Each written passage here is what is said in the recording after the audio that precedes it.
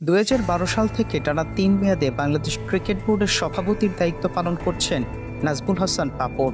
বিসিবিতে পাপনের দীর্ঘদিনের যাত্রা এবার শেষ হতে যাচ্ছে।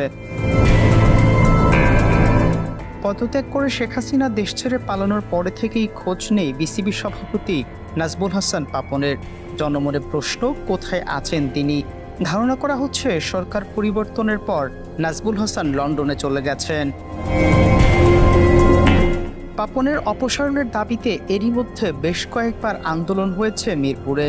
এবার দেশের বাইরে থেকে ফোনে বিসিবির এক শীর্ষ পরিচালককে তিনি জানিয়েছেন বিসিবি সভাপতির পদ থেকে সরে দাঁড়াতে সম্মত আছেন তিনি।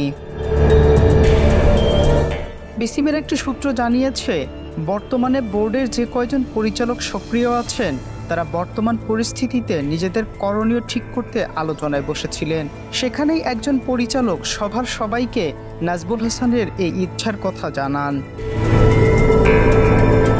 নাম প্রকাশে অনিচ্ছুক বিসিবির এক পরিচালক বলেছেন, বিসিবিতে সংস্কারের সুযোগ করে দিতে সভাপতির পদ থেকে পদত্যাগ করতে রাজি আছেন পাপন। তবে গঠনতন্ত্র অনুযায়ী তাকে লিখিতভাবে বোর্ডকে পদত্যাগের সিদ্ধান্ত জানাতে হবে।